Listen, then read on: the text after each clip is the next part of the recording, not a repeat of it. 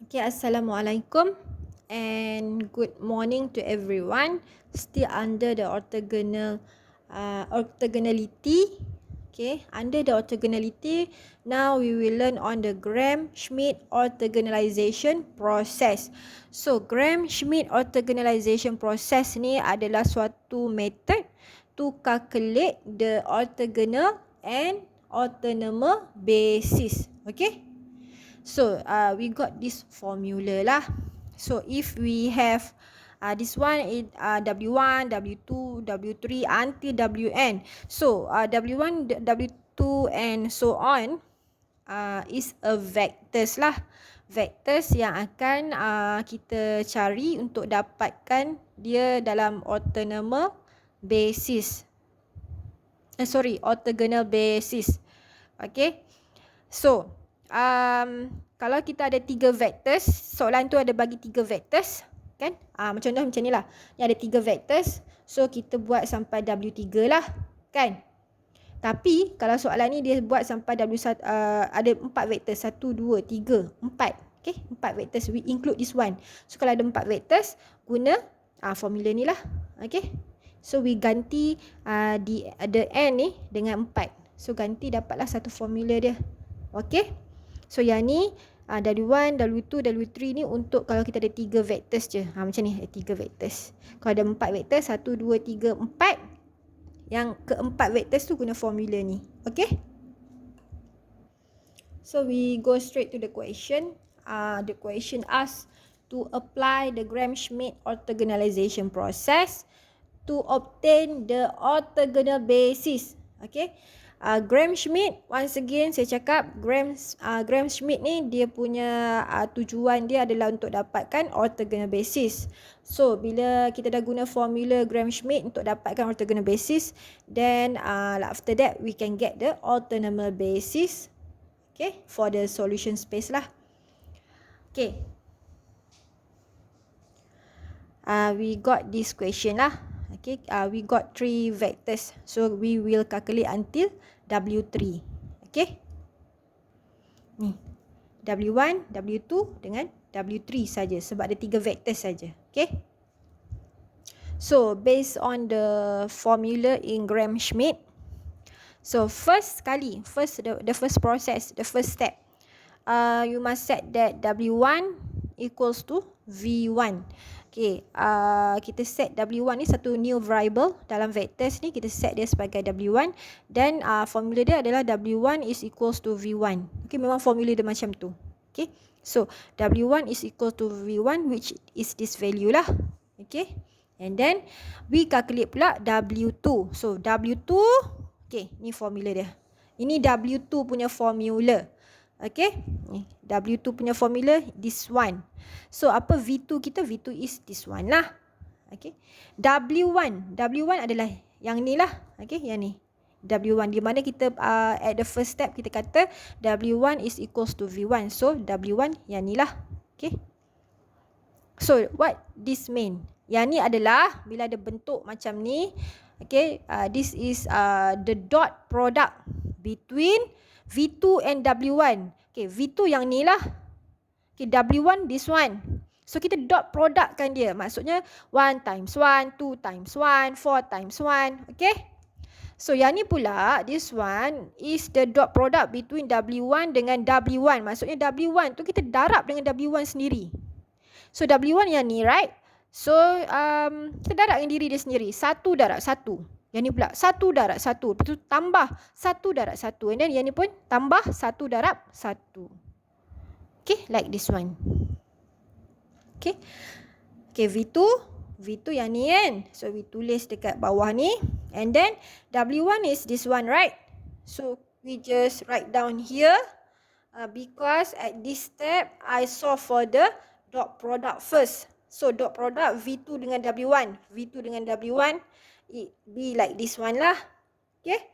1 times 1, 2 times 1. Okay, jangan lupa buat simbol tambah. Okay. And then as I said before, yang ni pula adalah come from this formula W1 dot product with W1. Maksudnya 1 darab 1. Yang ni pula 1 darab 1. Jangan lupa simbol tambah. Okay. Lepas tu I solve this one. Okay. And then this one still not solved yet. So the step below, we solve this one. So we got like this one lah. Okay. And then I solve it. Then we got the value for the vectors W2. Okay. So we have settled W1 dengan W2. So the last one is W3. Kenapa tak kat W3? Macam tadi saya dah cakap. Okay, V1, V2, V3. Maksudnya ada 3 vectors. So kita buat sampai W3. So this is W3. This is how to get W3 lah. This is the formula to get the W3. You can check it at the notes at Dr. Syahiban, Puan Syahibanun also said like this one lah. So, okay, this is the formula. So this one is equals to W3. Then we just solve it. Okay, V3 kita. V3, formula dia adalah V3. So ambil lah koordinat V3. So we put it here. So I put it very down lah because I solve the dot product first. Okay, at this step I solve the dot product first. Okay, so this one is means that V3 times with W1. So V3 kita yang ni, and then W1 is this one. So kita darab dia lah. So kita buat kat sini. Okay. So V3 dalam W1. So 1 times 1. And then negative 3 times 1. This one lah. Okay. And then negative 4 times 1. And so on lah. And then W1 times with W1. So W1 is here. So dia times dengan diri dia sendiri. So 1 times 1 plus 1 times 1 and then plus 1 times 1 and so on. So yang ni W1. W1 ni ambil pada mana? Daripada sinilah. Dia punya vectors dia. Okay, nilai dia. And then minus. Okay, lepas at this first step, I just solve the dot product first. Okay, at the end, baru saya letak nilai for every vectors here. Yang ni. Sebab saya solvekan the dot product dulu. Okay. So yang ni pula V3 dot product with W2. V3 yang ni lah, W2 yang ni lah. So kita time it up. So negative 2 time 1. Yang ni lah. Lepas tu negative 3 time negative 1. Okay. Lepas tu 1 times negative 4 and so on. So yang ni formula bawah ni same lah. Dia punya ni maksudnya maksud saya adalah W2 time with W2. Maksudnya dia darab diri dia sendiri. So negative 2 darab negative 2. Jadi macam ni lah. And then tambah negative 1 darab dengan diri dia sendiri juga. Negative 1 darab negative 1 and so on. Okay. So the second step we solve lah the dot product. Kita selesaikan the tambah-tambah one. So we got like this one. And then we simplify it. We got this one. And then after we simplify it, now it's time to enter the value of the V3, W1, W2. So yang ni W2. Ni kan W2. Lagi apa? W1 ni. W1 dari sini. And then V3. Where V3? This one V3. Okay, then we solve lah. We solve. Okay. Okay, we solve. We got like this one. This is the last one. We got. Okay. We got this one. Why it came like this one? Because in Gram-Schmidt, kita kena make sure dia tak ada bentuk dalam pecahan. Okay. Kalau untuk formula Gram-Schmidt saja ya. Dia tak boleh dalam bentuk pecahan. Bila tak boleh bentuk yang pecahan, kita buat apa? Kita jadikan dia dalam bentuk bukan pecahan. Maksudnya kita darab 10 kat sini. Nak matikan pecahan tu. So, bila darab 10, kan? So, 10 darab 10 matilah. Dia eliminate. So, tinggal 16. Same goes to this one. So negatif 17 per 10 darab dengan 10. So 10 dengan 10 mati. Yang tinggal negatif 17. So kita buat macam ni lah darab 10. Sebab kita nak matikan dia punya pecahan. Okay. So kita ada 3 vectors je kan. So kita memang solve setakat W3. So kita ada W1 tadi kita dah dapat. W2 pun dah dapat tadi dah. And then this is the last one. So we got the W3. So all these vectors form an orthogonal basis for U. Okay, tadi subspace U kan? For U. So kita dah dapat dah orthogonal basis. So bila dah dapat orthogonal basis using the Gram-Schmidt, and now we will solve the orthogonal basis. Okay, kalau kita nak tahu dia orthogonal sorry.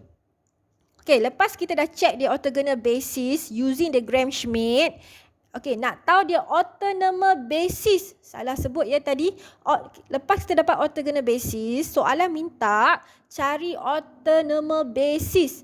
Okay, nak tahu orthonormal basis, kita kena cari the length of every W ni. So, kita ada 3 W. Every W ni kita cari dia punya length. Okay, kalau dapat 1, maksudnya itulah kita punya orthonormal basis. Kalau tak dapat 1 macam this one, okay, bila kita guna length dia, okay, kita cari length of W1. Okay, length of W1 ni macam mana? Length of W1 ni macam biasalah, dia punya vektor tu sendiri. Okay, nilai dia kita squarekan dia. Okay, macam ni 1 squarekan dia, lepas tu tambah ni 1 kan. 1 ni squarekan lagi. Lepas tu ni same goes to here. 1 juga kan? Square dia. Ni 1 kan? Square dia. Okay, lepas tu solve dapat nilai. Dapat nilai tak sama dengan 1. Okay, bila tak sama dengan 1, nanti kita cerita lagi Okay, then W2 same goes to W2. The length of W2, we use the same formula from the W1. So, negatif 2 kita squarekan dia. Lepas tu tambah. Negatif 1 squarekan dia. Lepas tu tambah. 1 ni pun squarekan dia. Lepas tu tambah. 2 ni pun kita squarekan dia. So, solve it. We got the answer lah. Same goes to the length of W3. So, in conclusion, the length of W1, W2, W3 is not equal to 1. Tak sama pun dengan 1. Therefore, what we must do, okay, kita normalizekan W1 dengan W2 dengan W3. Kalau normalize means that we will use the method to calculate the unit vector. Okay. Okay, inilah formula dia untuk calculate unit vector. Okay. So W1, yang ni maksud dia unit vector lah. Bila saya buat cap ni maksud dia unit vector.